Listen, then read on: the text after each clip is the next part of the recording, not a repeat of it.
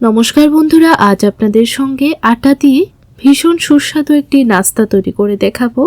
এই নাস্তাগুলো আপনারা খুব সহজেই বানিয়ে নিতে পারবেন আর একদম অল্প তেলে কিন্তু তৈরি হয়ে যাবে। সকালে বা বিকেলের টিফিনে কিন্তু একদম সহজভাবে তৈরি করে নিতে পারবেন আর ঘরে থাকা একদম অল্প উপকরণ দিয়ে। চলুন তাহলে কিভাবে এই রেসিপিটা তৈরি করেছি দেখে নেওয়া যাক। তো প্রথমে আমি একটা বাটির মধ্যে নিয়ে নিচ্ছি 2 কাপ আটা। আপনারা চাইলে এই নাস্তাগুলো কিন্তু আটার পরিবর্তে ময়দা দিয়েও বানাতে পারবেন। এখন 1 টেবিলস্পুন দিয়ে দিলাম সাদা তেল, অল্প কিছু কালো জিরে দিয়ে দিলাম, স্বাদ অনুযায়ী দিয়ে দেব নুন। আর বন্ধুরা, নুনটা আমি মাঝখানে দিয়ে দিয়েছিলাম, কোনো কারণে ভিডিও ক্লিপটা ডিলিট হয়ে গেছে। এখন খুব ভালো করে দেখুন তেলটা মিশিয়ে নিয়েছি। যখন দেখবেন এরকম মুঠে চলে আসছে তখন বুঝবেন ভালো করে মেশানো হয়েছে। এখন আমি অল্প অল্প জল দিয়ে একটা সফট ডো তৈরি করে নেব।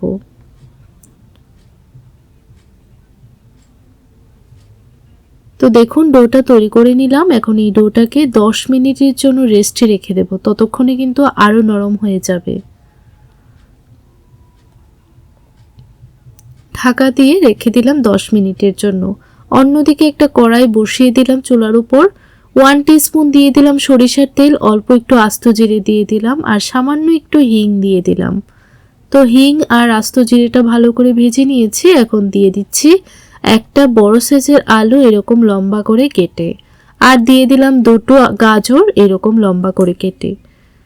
তো আপনারা গাজর আর আলুটাকে ঠিক একই রকম করে কেটে নেবেন। স্বাদ অনুযায়ী নুন দিয়ে দিলাম। এখন গাজর আর আলু প্রায় 2 মিনিট নাড়াচাড়া করে ভেজে নেব। প্রায় 1-2 মিনিট নাড়াচাড়া করে ভেজে নেওয়ার পর ঢাকা দিয়ে দিলাম 3 থেকে 4 মিনিটের জন্য। ততক্ষণে কিন্তু আলু আর গাজর মোটামুটি সেদ্ধ হয়ে যাবে। তো প্রায় 4 মিনিট পর ঢাকনাটা তুলে দিলাম। মোটামুটি কিন্তু আলু গাজর সেদ্ধ হয়ে গেছে। এখন একটা মিডিয়াম সাইজের পেঁয়াজ কুচি করে কেটে দিয়ে দিলাম। আপনারা চাইলে কিন্তু এই নাস্তাগুলো পেঁয়াজ রসুন ছাড়াও তৈরি করতে পারবেন। সামান্য একটু দিলাম, 1/2 টিস্পুন জিরে গুঁড়ো দিয়ে দিলাম, 1/2 টিস্পুন হলুদের গুঁড়ো দিয়ে দিলাম। এখন ভালো করে দেখুন মশলাটা মিশিয়ে নিচ্ছি। আবারও ঢাকা দিয়ে দিলাম 2 মিনিটের জন্য। ততক্ষণে কিন্তু খুব ভালো করে গাজর আলু সেদ্ধ হয়ে যাবে। তো প্রায় 2 মিনিট পর ঢাকনাটা তুলে একটু নাড়াচাড়া করে দিয়েছিলাম। মাঝখানে এরকম ভাবে একটু জায়গা করে একটা ডিম ভেঙে দিয়ে দিলাম। আপনারা চাইলে কিন্তু একটা ডিমের পরিবর্তে 2টো ডিম দিয়েও এই নাস্তাটা তৈরি করতে পারবেন। তো ডিমটা দেওয়ার পর ভালো করে নাড়াচাড়া করে একদম ঝুড়ি ঝুড়ি তৈরি করে নিয়েছি। এখন লাস্ট পর্যায়ে 1 টিস্পুন দিয়ে দিলাম ম্যাগি মশলার গুঁড়ো। পুরটা কিন্তু একদম তৈরি হয়ে গেছে। এখন নামিয়ে সাইড করে রেখে দেব। আর খুব ভালো করে কিন্তু ঠান্ডা করে নিতে হবে। এখন আমি আটার মিশ্রণটাকে ভালো করে একটু মেখে নেব। তারপর এখান থেকে ছোট ছোট লেচি কেটে নেব। দেখুন ঠিক এরকম করে লেচিগুলো কেটে নিতে হবে। এখন একটা লেচি রুটি বেলার পেড়ের উপর নিয়ে নিলাম। অল্প একটু উপরে আটা ছড়িয়ে দিয়ে পাতলা করে বেলে নেব। আমরা লুচি যেই রকম ভাবে বেলে নিই ঠিক সেই রকম করেই কিন্তু বেলে নিতে হবে। আর আপনারা এই লেচিগুলোকে একদম ছোট ছোট করে কেটে নেবেন, না হলে কিন্তু রুটিটা বড় হয়ে যাবে। এখন চারপাশে অল্প একটু জল লাগিয়ে নিলাম, তাহলে কিন্তু সিল করতে খুব সুবিধা হবে।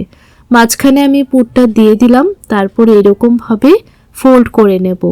একদম পকেটের মতো করে কিন্তু তৈরি করে নেব। তো দেখুন আপনারা একটু লক্ষ্য করলেই বুঝতে পারবেন কিভাবে নাস্তাগুলো তৈরি করছি। তো দেখুন একটা নাস্তা তৈরি হয়ে গেছে। একইভাবে বাকি নাস্তাগুলোও বানিয়ে নিয়েছি। তো এক এক করে সবগুলো নাস্তা তৈরি করা হয়ে গেছে। এখন এই নাস্তাগুলো ভেজে নেব। তার জন্য চুলার উপর একটা ফ্রাই প্যান বসিয়ে দিলাম। একদম তেল ছাড়া প্রথমে এপিট ওপিট উল্টিয়ে একটু সেঁকে নিচ্ছি। তো আমি প্রথমেই বলেছিলাম যে আজ আপনাদের সঙ্গে একদম কম তেলে নাস্তাগুলো তৈরি করে দেখাবো। তো দেখুন এই প্রসেসে নাস্তাগুলো তৈরি করলে কিন্তু মাত্র 1 টিস্পুন তেল দিয়ে আপনারা এই নাস্তাগুলোকে ভেজে নিতে পারবেন।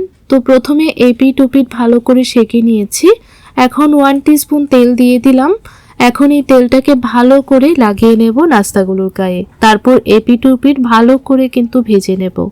আর তখন গ্যাসের ফ্লেমটা কিন্তু একদম লো টু মিডিয়ামের মধ্যে রেখে ভাজবেন, তাহলে দেখবেন কালারটা খুব সুন্দর আসবে আর খুব সুন্দরভাবে ভাজা ভাজা হবে। তো দেখুন কত সুন্দরভাবে ফুলে উঠেছে। একই রকমভাবে কিন্তু বাকি নাস্তাগুলো ভেজে নেব। তো তেল ছেঁকে তুলে নিচ্ছি। এখন বাকি যে তেলটা আছে সেই তেলটার মধ্যেও কিন্তু বাকি নাস্তাগুলো ভেজে নিয়েছি। অল্প একটু সসের সঙ্গে সার্ভ করে নিলাম। আপনাদের কাছে এই কম তেলের নাস্তা রেসিপিটি কেমন লাগলো কমেন্ট করে জানাবেন। ভালো লাগলে লাইক, শেয়ার, সাবস্ক্রাইব করতে ভুলবেন না। তাহলে আজ এই পর্যন্তই, দেখা হবে পরবর্তী ভিডিওতে। ততক্ষণ আপনারা ভালো থাকুন, সুস্থ থাকুন।